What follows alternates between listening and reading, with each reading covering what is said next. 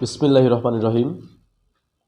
আজকের প্রসঙ্গ হচ্ছে যারা এইচএসসি পাস করেছেন তারা কি করবেন। এইচএসসি পাশের পরে একজন ছাত্রের বিভিন্ন রকমের কিন্তু উদ্দেশ্য থাকে। কোনো ছাত্রে থাকে যে আমি পাবলিক ইউনিভার্সিটিতে ভর্তি হব, কারো থাকে আমি প্রাইভেট ইউনিভার্সিটিতে ভর্তি হব, আবার কারো থাকে যে আমি লেখাপড়ার পাশাপাশি যে কোনো একটা চাকরি করব। তো আমি এই তিন ক্যাটাগরিতে আমি ভাগ করলাম। তো তিন ক্যাটাগরির স্টুডেন্ট বা ছাত্র এইচএসসির পর কি করা উচিত সেই বিষয়ে কথা বলবো। ভিডিওটি ধৈর্য সহকারে দেখার অনুরোধ রইল।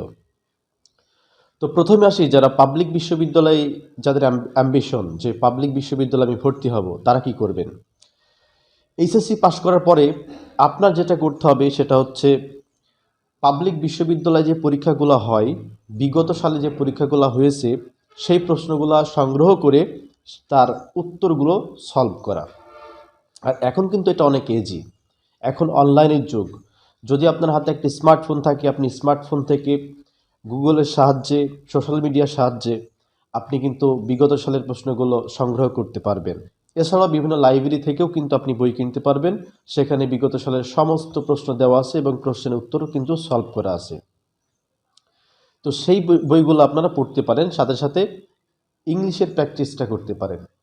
এই দুইটা জিনিস, যাদের বিশ্ববিদ্যালয়ে ভর্তি হওয়ার ইচ্ছা রয়েছে, আমি বিশ্বাস রয়েছে যে আমি এইচএসসি পাশ করার পরে ঢাকা বিশ্ববিদ্যালয় বা রাজশাহী বিশ্ববিদ্যালয়, জগন্নাথ বিশ্ববিদ্যালয় বা যে কোনো বিশ্ববিদ্যালয় বা পাবলিক বিশ্ববিদ্যালয়ে ভর্তি হব, এরকম অ্যাম্বিশাস যাদের আছে তারা এই কাজটি করতে পারেন। যে বিগত সালে যারা পরীক্ষা দিয়েছিল তাদের সেই প্রশ্নর উত্তরগুলো সলভ করা। অনেক সময় দেখবেন যে বিগত সালে যে প্রশ্নগুলো হয়েছিল তার মধ্য থেকে কিন্তু ঘুরিয়ে ঘুরিয়ে অনেকটা সময় প্রশ্ন দিয়ে থাকে। সুতরাং ওইগুলো যদি আপনি সলভ করতে পারেন, আশা করি আপনি অনেক এক্সপার্ট এবং পরীক্ষার সময় আপনি খুব ভালো পরীক্ষা দিতে পারবেন। এবার আসি যারা প্রাইভেট ইউনিভার্সিটিতে ভর্তি হবে তাদের প্রসঙ্গে। যদি এম্বাসাস থাকে যে আমি প্রাইভেট ইউনিভার্সিটিতে ভর্তি হব, বা হতে পারে সেটা ন্যাশনাল ইউনিভার্সিটি, আমার কি করা উচিত। সেক্ষেত্রে যেহেতু আপনি প্রাইভেটে ভর্তি হবেন, প্রাইভেটে ভর্তি হলে অনেক টাকার প্রয়োজন হয়, কিন্তু নর্মাল টাকা বা অল্প টাকায় কিন্তু প্রাইভেটে পড়া সম্ভব হয় না। তো সেই ক্ষেত্রে আপনি যদি আপনার বাবার অনেক টাকা থেকে থাকে তাহলে আপনি প্রাইভেটে পড়বেন। এবং সেই ক্ষেত্রে আপনি প্রাইভেটে ভর্তি হওয়ার আগে আপনি হয়তো চিন্তা করতে পারেন প্রাইভেটে তো বেশি তো কোনো প্যারা নেই বা চাপ নেই। তো এই সুযোগে আপনি ইংলিশের প্র্যাকটিসটা ভালো করে করবেন। ইংলিশ কিন্তু একটা গ্লোবাল ল্যাঙ্গুয়েজ। যদি আপনার ইংলিশে ভালো দক্ষতা থাকে তাহলে আপনি কিন্তু যে কোনো সেক্টরে ভালো করতে পারবেন, যে কোনো সেক্টরে, অ্যানি কাইন্ড অফ ডিপার্টমেন্ট। তো সুতরাং যদি আপনার অ্যাম্বিশাস থাকে যে আমি প্রাইভেট ইউনিভার্সিটিতে ভর্তি হব, যেমন ঢাকাতে এনএসইউ আছে, ব্রাক বিশ্ববিদ্যালয় আছে, তো এরকম নামকরা বিশ্ববিদ্যালয় যেগুলো আছে, তো এখানে আপনি ইংলিশের প্র্যাকটিসটা ভালো করে করবেন। ইংলিশের প্র্যাকটিসটা করলে আপনি যে যে সাবজেক্টই পড়েন না কেন সেই সাবজেক্টটাই কিন্তু আপনার কাছে অনেক সহজ হবে।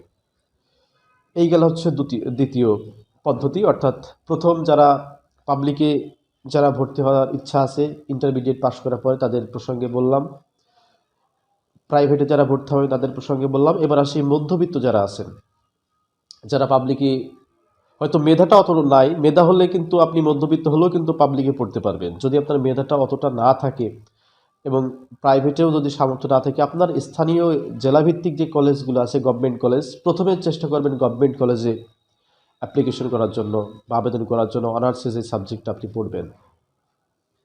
তো আপনার এখন কাজ হবে যে আপনি ইন্টারমিডিয়েট পাশ করে গেছেন এবং এর পাশাপাশি আপনি কিছু করতে চাচ্ছেন, অর্থাৎ অর্থনৈতিকভাবে আপনি সবল হতে চাচ্ছেন।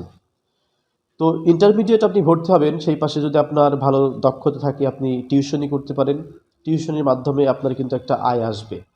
টিউশনি যদি আপনি একটু ব্যর্থ হন তাহলে আপনি সোশ্যাল মার্কেটিং করতে পারেন, অ্যাফিলিয়েট মার্কেটিং করতে পারেন। এখানে কিন্তু ভালো একটা আয়ের একটা ব্যবস্থা আছে। যদি আপনি টিউশনিও পারলেন না, সোশ্যাল মিডিয়াতেও পারলেন না, হতাশ হওয়ার কিন্তু কিছু নেই। যেহেতু আপনি ইন্টারমিডিয়েট পাশ করে গেছেন তার মানে আপনার পজিশন একটু ভালো আছে। তো সেক্ষেত্রে ইন্টারমিডিয়েট পাশে কিন্তু অনেক সার্কুলার, জবের অনেক সার্কুলার আসে, গভর্নমেন্ট জব হোক, বেসরকারি জব হোক, যে কোনো জবে অনেক সার্কুলার আসে। তো আপনি পড়াশোনার পাশাপাশি কিন্তু জব চালিয়ে যেতে পারবেন।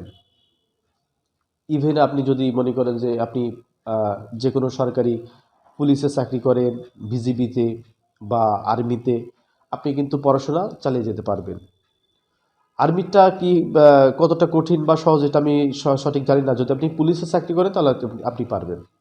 আপনি ইন্টারমিডিয়েট পাশ করার পরে আপনি দেখুন, আপনি যদি অনার্সে ভর্তি হলেন অথবা আপনি ডিগ্রিতে ভর্তি হলেন, তো শুধুমাত্র ডিগ্রিটা কমপ্লিট করতে হবে, অনার্সটা কমপ্লিট করতে হবে। করার পরে যেহেতু আপনি প্রথমে কনস্টেবল হিসেবে ঢুকবেন, এরপরে যখন আপনি সব কিছু কমপ্লিট করে ফেলবেন, অর্থাৎ আপনি গ্র্যাজুয়েশন কমপ্লিট করার পরেই কিন্তু আপনি এসআইতে আবেদন করতে পারবেন। মানে আপনার ক্ষেত্রে সহজ। যদি আপনি মধ্যবিত্ত হয়ে থাকেন, আপনি পুলিশে ঢুকলেন কনস্টেবল হিসাবে, এরপরে আপনি ডিগ্রি অথবা অনার্স পাশ করলেন, পাশ করার পরে আপনি এসআইতে আবেদন করতে পারবেন। যদি আপনি প্রাইভেট জবে ঢোকেন, সেক্ষেত্রেও দেখবেন যে আপনি যদি সেখানে একটা অফিস সহকারী হোক বা অ্যাকাউন্টেন্ট হিসেবে আপনি প্রবেশ করলেন, এরপরে কিন্তু আপনি যখন গ্র্যাজুয়েশন কমপ্লিট করে ফেলবেন তখন কিন্তু আপনি ধাপে ধাপে আপনার সিনিয়র অফিসার হতে পারবেন। আর প্রাইভেট সেক্টরে কিন্তু আরেকটা বিষয় উল্লেখ করা থাকে, যখন প্রাইভেট সেক্টরে কোনো চাকরির বিজ্ঞাপন বা চাকরির সার্কুলার যখন দেওয়া থাকে তখন কিন্তু ওরা বলে যে অভিজ্ঞতা যদি থাকে তাহলে শিক্ষাগত যোগ্যতা কিন্তু শিথিলযোগ্য। তো সেক্ষেত্রে আপনি কিন্তু ইন্টারমিডিয়েট পাশে যখন আপনি জবে ঢুকে যাচ্ছেন তখন কিন্তু আপনার অভিজ্ঞতাটা অনেক বেশি থাকারই কথা, কারণ আপনি দীর্ঘ সময় ধরে জব করছেন।